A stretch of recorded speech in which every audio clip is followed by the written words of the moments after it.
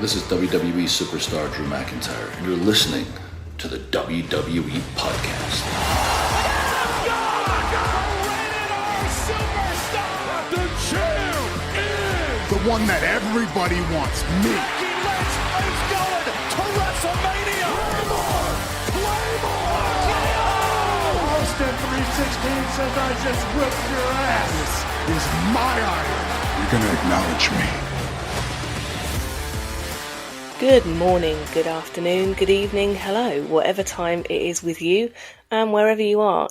Thank you for downloading this SmackDown review as part of the WWE podcast. It's an absolute pleasure to have you listening along once again, and thank you so much to everyone for the follows this week on X. For anyone who hasn't done so yet, please come follow me on X for some week time wrestling chat, banter and discussion. I am at Amanda SD Pod. That's at Amanda SD Pod. And for anyone who is interested and who has been following, who isn't based in the UK and has been wondering all week how the English football team did in the Euro finals, let me tell you, we absolutely sucked. We lost to Spain. But good news is the sun has been shining this week and it is hot, hot, hot. Not hot, hot, hot probably for the rest of the world's population, but for us pale-skinned English people with no air conditioning, too hot. I am a massive sports fan, so I'm excited that the Olympics start next week. And for the first time since we hosted in London in 2012, it's actually in our time zone, which makes it even more exciting. It means we don't have to get up even more in the middle of the night to watch our sporting events. So just in case things sound a bit different this week, normally I watch SmackDown on a Saturday morning after recording it from BT Sports. But this week I've got a pretty busy weekend, so I've watched it live and I'm recording right after. So it's currently 3:10 in the morning UK time as I record this. So here's hoping I don't doze off at the mic. So without further ado, let's get this started and let's talk about what you're all here to hopefully listen to. And that is a review of the SmackDown that aired on the 19th of July from Omaha in Nebraska. The only thing I know about Nebraska is that it's where Penny is from, out of the Big Bang Theory. So if anyone wants to fire me any fun facts about Nebraska, please feel free to go ahead. I would be really interested in increasing my knowledge of your US geography.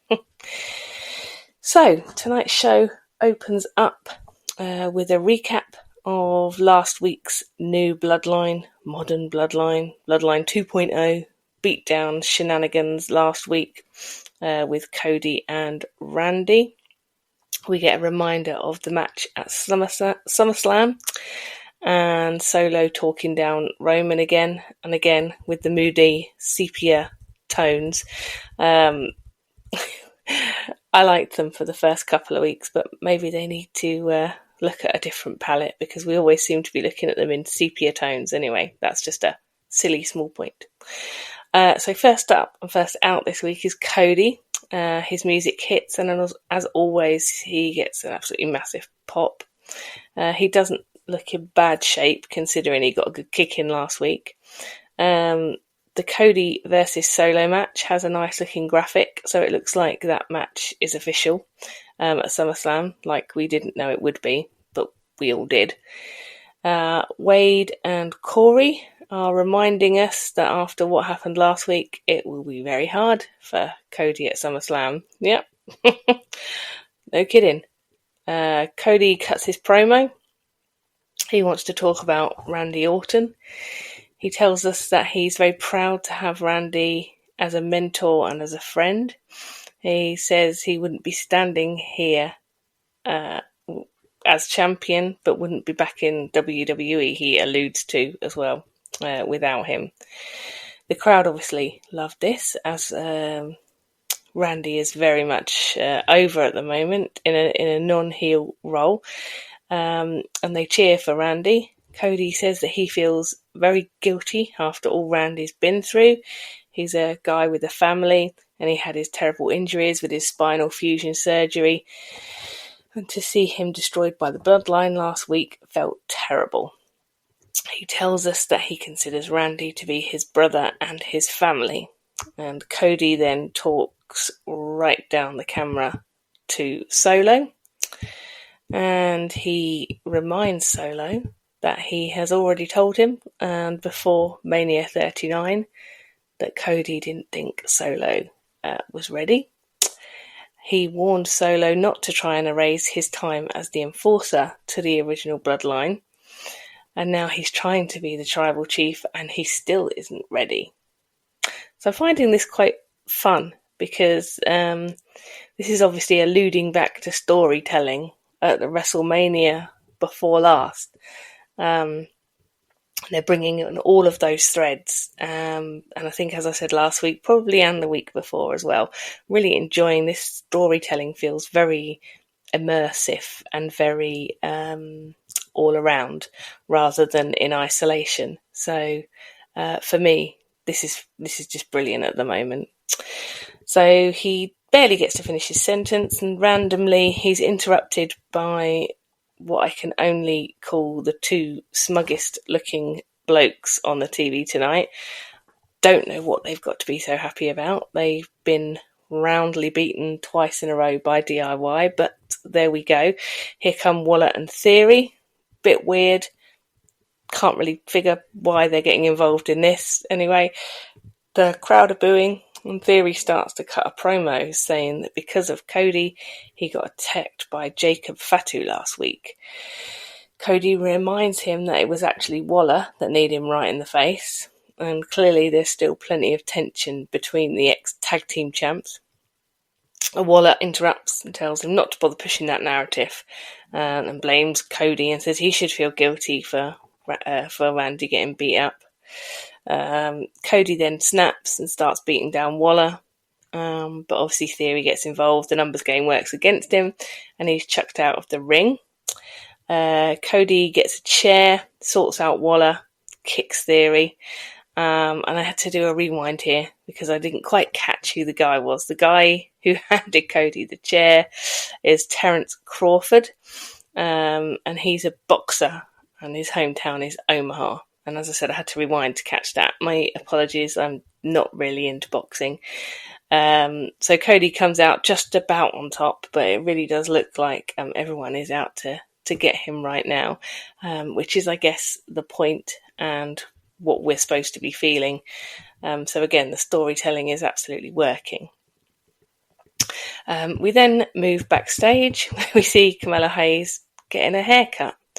His barber asked him how he's feeling, and he turns and tells Andrade he won't be missing first. Their match is up next.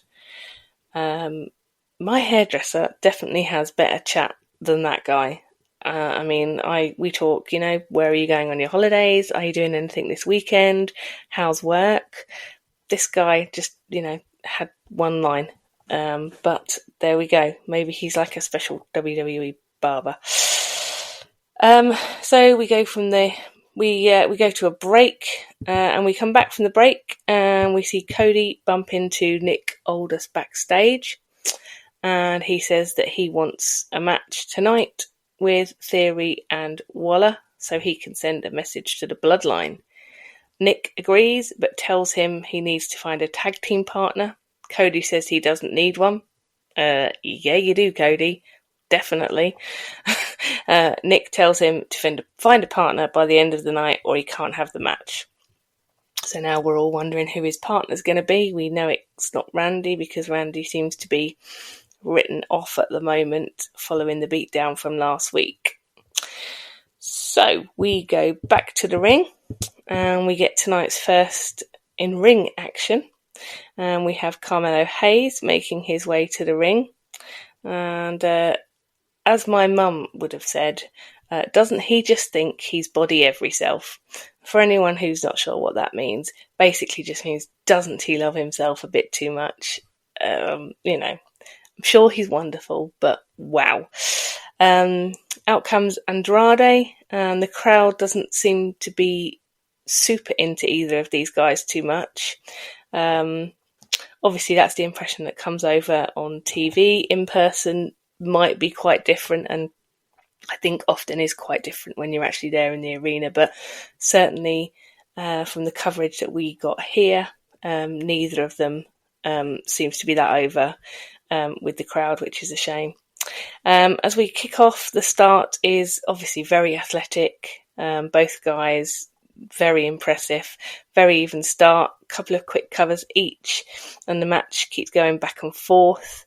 Hayes gets the upper hand as we go to the break, and happy that they seem to be continuing with whatever they started last week. And do you know what, guys? I'm taking this as somebody from WWE has listened to the podcast and realised, God, that whiny middle-aged woman from the UK hates it when we come back and we've completely changed the tables and we don't know how this happened. So do you know what?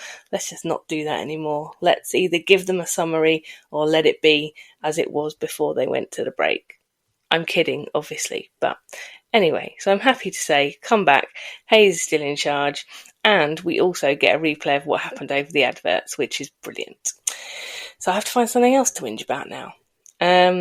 Andrade flattens Hayes with a massive clothesline, takes the initiative with some dragon screws, double knees from Andrade and a close 2 cover, face buster from Hayes and a super near fall for him. Another super close fall as Andrade goes off the top with a moonsault, and a massive elbow in the face from Andrade and another near fall.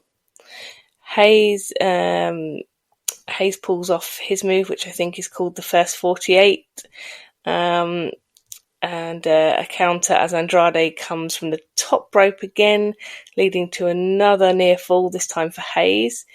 Andrade hits what I think is called the message, and gets the 3 count in a match that lasted about 8 minutes or so. Despite the lukewarm entrances, this was a great match. Really, really good match. These guys are both super talented. The crowd certainly warmed up to it as we went on, and by the end we had "This is awesome" chants, which is fantastic. We also had Wade and Corey telling us that everybody is stepping up their game on SmackDown because we're getting so close to SummerSlam. And it really does feel like that. We haven't really had a sucky match for what feels like a long time. They've all been pretty good. I'm personally really pleased that Andrade is back in WWE. He's really talented, and I think he's a very different kind of wrestler. I can see both these two in the next year or so challenging for titles, big matches, storylines. Maybe not the biggest titles, but you never know. They're both got real talent, and I like them both. Probably not as much as Carmelo Hayes loves himself, though. We now go to a replay of the women's action from last week, which featured Nia, Tiffany, Meechin, and Bayley. Wade hilariously describes it as a huge victory for Nia, really, over Meechin. I'm not sure huge exactly, but it was a win, so we'll give him that. It was definitely a win. But huge. We then re-see Tiffy and Nia beat down Bayley, and we get a replay of the will she won't she cash in moment, which I think we've been re-shown for a reason. I'm wondering if the best laid plans of Tiffany Stratton and Nia Jax maybe aren't going to come off quite as they hope. We then have a split screen sit down with Bayley and Nia. So they're obviously in different areas of the building, but they're side by side on the screen in a split screen. Corey tries to open up with a question about SummerSlam to Nia, but she shuts him down straight away, says she wasn't even listening to him. Instead, she says, "Look at me, Bailey," which I'm not sure how she can when they're sitting in a split screen. They said, Nia says that people should start feeling sorry for her at SummerSlam. She is going to put down Bailey like an old sick dog. Bit harsh. Bailey cuts in and says that Nia hasn't changed a bit in the last 10 years. Nia says she has and wants to be addressed as Queen Nia. Bailey says Nia is heartless and has a big mouth, and in 2017 took Bailey out of SummerSlam, out of her SummerSlam match, not because she's big, fast and strong, but because she's big, clumsy and reckless. Wow. Ouch. And also a fair point, I guess. Ask Becky Lynch's broken nose, right? I wondered where this was going. Thought it sounded a bit like playground drama.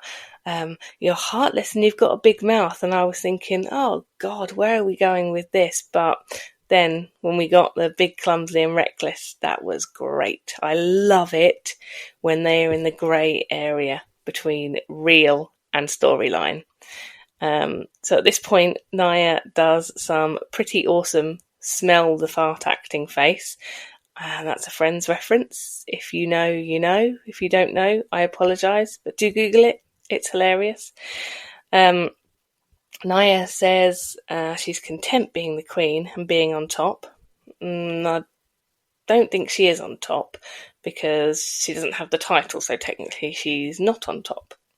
Bailey says similar. She says she has some bad news for Nia. She's changed and she will walk out with the title. The crowd like that a lot. We get a lot of cheers. And then Nia storms off. So that's probably a win for Bailey. I like the use of the split screen interview stroke promo instead of the constant pull apart brawls that we sometimes get. And again, I'm glad to see Bailey with a bit more direction at the moment. And Bailey seems to be fixated on saying that she's changed. I don't know what that means, but they usually spoon feed us things like that for a reason. So I have no prediction of what that actually means yet, but it's just something to keep an eye on. Quick side note here. I'm really liking the graphics for SummerSlam as the Bailey and Nia graphic came up after that promo. They remind me of a retro kind of computer game from the 90s with the different poses as they cycle through. So I'm really enjoying that. We then cut to backstage and it's badged as earlier today. We've got Bianca and Jade bumping into Chelsea and Piper.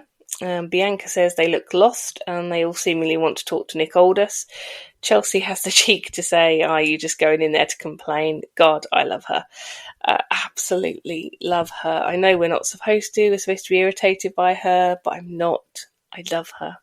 They have a row about who will go in to speak to Nick first, and we end up with Bianca challenging Chelsea to a match, which incidentally is coming straight up.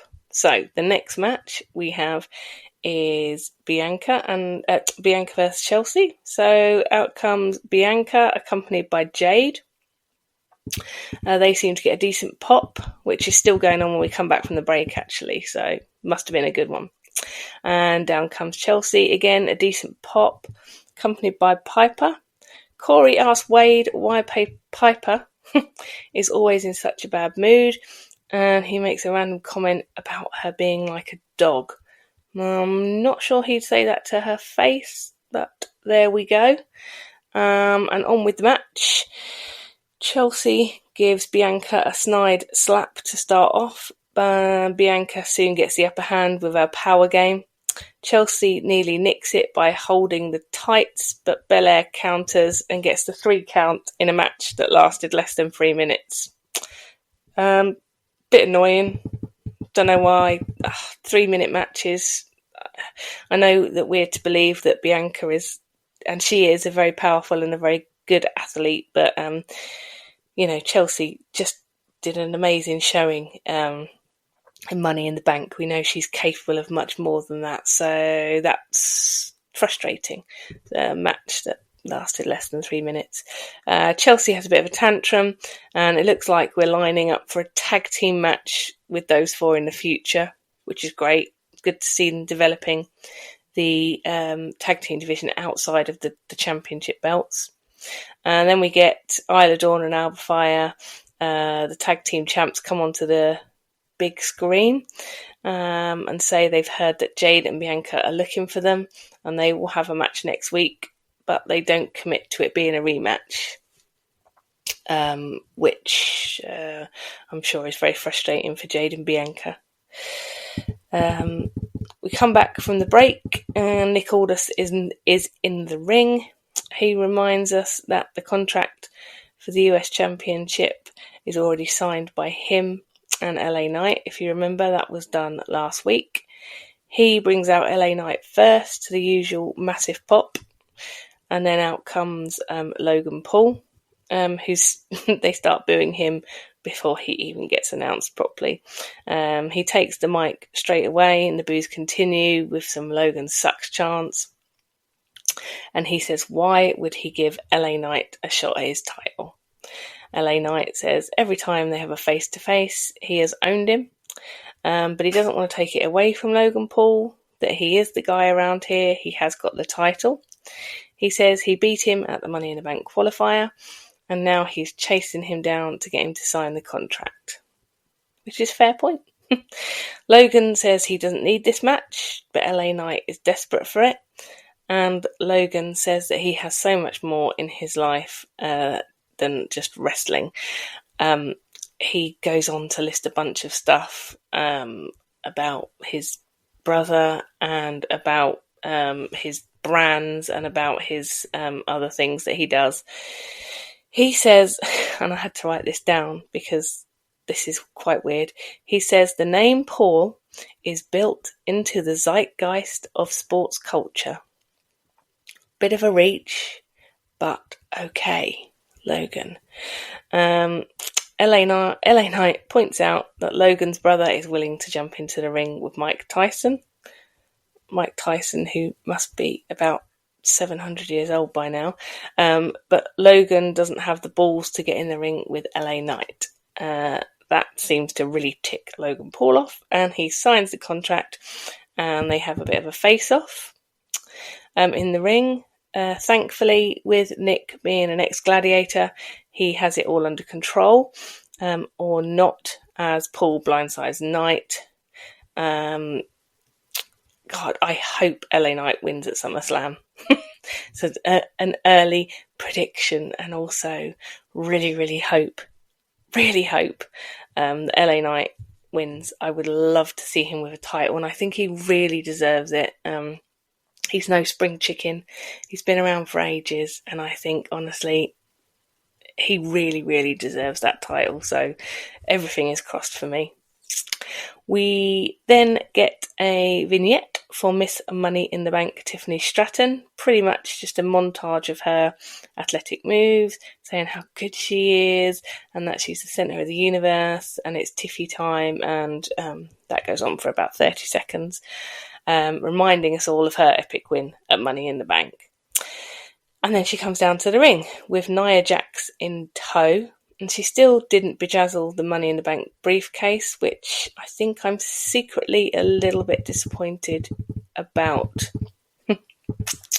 Before that match kicks off, we get a backstage segment as LA Knight sort of leaving the arena or going back to the changing rooms, bumps into Santos Escobar, who says that he's never pinned him, and everybody knows it would be different if they went one-on-one. Knight says he has some free time before SummerSlam, and his mama has his number. And is your mama joke ever not funny? Just never. Even, out of high school. Still always funny. We go back to the ring where Tiffany is ready and waiting for Michin to make her entrance. Michin's new look and reset attitude seem to be working well for her. She gets a decent response from the crowd. We start the match. Tiffany is straight on the offensive, but Michin gets in a massive drop kick and a cannonball into a quick cover for one. Tiffany slides out of the ring to get her breath and runs right behind Nia. And off the distraction, Tiffany then delivers an absolutely massive Alabama slam on the outside as we go to the break. When we come back, Tiffany has Michin back in the ring and remains in charge. Again, thank you WWE overlords. Gets a 2 count off another power move, and Michin gets a counter and a couple of near falls and goes on the attack. Michin with a tornado DDT, excuse me, 3:30 in the morning, getting my tongue tied. DDT gets a really near 3 count, and then Tiffany comes back on the attack, and the commentary team are really selling Michin's bad back from the earlier move outside the ring. Michin gets a break, but Nia interferes, allowing Tiffany to set up for the prettiest moonsault. But then Bayley appears, distracting Tiffany, and absolutely wallops Nia with the Money in the Bank briefcase. Bayley goes on to trash the briefcase, and off the distraction, Michin rolls up Tiffany for the win, which I have to say I was not expecting, but I'm actually happy. I'm really loving Bayley and Michin, much better than Bayley and Naomi. They seem to have much better chemistry. Like where this is going. I'm wondering, do we think Michin is going to pitch up and help even the odds at SummerSlam? Do we think maybe she helps Bayley win and then also helps avoid a potential cash-in? Or is there something else afoot? It's just another intriguing angle. And so pleased that both Bayley has got something decent to get her teeth into and her title run is finally interesting. But also Michin seems to have been reinvented by WWE recently. And I'm really enjoying it. So it seems like the women's division is in a good place. And remembering that we've still got Charlotte to come back as well. Don't know where she's going to fit in. So all is well. We then cut to another moodily lit vignette from the new Bloodline. Solo talks about how good life is when you're the tribal chief on the island of relevancy. But it's also busy. He wants to know who is going to disrespect the tribal chief and step up to be Cody's partner. He warns whoever it is will pay for being against him and his family. He says tonight better be a handicap match or he will destroy whoever it is like he did Randy. Ominous stuff. I think if he wants to be taken seriously as the new tribal chief, he should probably get some new material. He can't have the island of relevancy. That was definitely a Roman Reigns thing. We then get a replay of DIY beating Waller and Theory for the second time, which led to Theory being attacked by Jacob Fatu last week. So just a reminder of why everyone is so cross. Next week, we get told we're going to have a match to determine the number one contender for the tag team titles. Come on, Pretty Deadly. And the match between LA Knight and Santos Escobar is confirmed. I guess his mama did have his number. And we also get Bayley and Michin versus Tiffy and Nia. So 3 good matches. Already looking forward to them. We then see Cody striking a very lonely figure, walking all by himself backstage before he bumps into who will be his tag team partner tonight, and that's KO. Yay! The Bloodline already hate him, so it doesn't really matter. That's okay. You know, you can only hate someone so much, right? We get an update on KO's mum, who apparently is doing better, so that's good news too. Cody makes his second entrance of the night and gets another huge pop from the crowd. They really kept it up tonight. Out come their opponents, Theory and Waller, who get a decent Healy reception, as you would expect. And I thought the look of utter contempt on KO's face as those two came into the ring was an absolute picture. I will try and screenshot it a bit later on when I've been to bed and get back up again and put it on my Twitter. He looks like I don't know. Just the look on his face is priceless. I will find it. So Cody and Theory to kick off to start the match, and Cody does well in the early stages, tagging in KO nice and early, who continues making headway as he poleaxes the giant prime bottle again. I think this is obviously going to be his shtick that he does now, week after week, about the third week in a row, that he's just got that giant prime bottle and lobbed it somewhere. Cody comes back in, and Theory and Waller turn the tables, getting in some good offense, cutting off the ring in good old tag team style. Cody makes a tag. KO flies in at Theory and Waller. I thought KO seemed more angry than usual tonight, and he tries to pull off the Strowman choo-choo train run around the ring move, which he did. It's interesting. So KO cannonballs Waller. Theory distracts him mid-swanton and turns the table. We get a near fall for Theory, and the heels are now in complete control. Come back from the break. Where we were, Waller has a couple of near falls. Waller has KO in a headlock and knees him in the head at the same time, which I thought looked brutal. KO outside the ring fights back and is desperate to make the tag, but is prevented by Waller. Waller has KO on the top rope, and we get a bit of back and forth, beating each other up and exchanging blows on the top rope. Eventually, after must have been 90 seconds, couple of minutes, KO gets the best of Waller, performing a swanton, needs the tag. Cody is in the ring and rains down all his fury on Theory, but there's a blind tag. DDT's Theory, who isn't legal. In comes Waller on the blind side for a really close 2 count. Theory is back in, but Waller once again has a near miss on Theory. A crossroads and a stunner finally puts Theory away for the win for KO and Cody. Whilst they are having what might be one of WWE's shortest celebration, the new Bloodline music hits, and down they come to the ring, presumably to directly deliver the consequences to KO. Cody tries to get in first, and KO gouges the eyes of Tongaloa. So it's nice to see that the faces aren't just playing clean, they are being how you would be if you were fighting against such a horrible group as Bloodline. KO and Cody look like they're about to put Solo through the table, but out comes Jacob Fatu to put a stop to it all.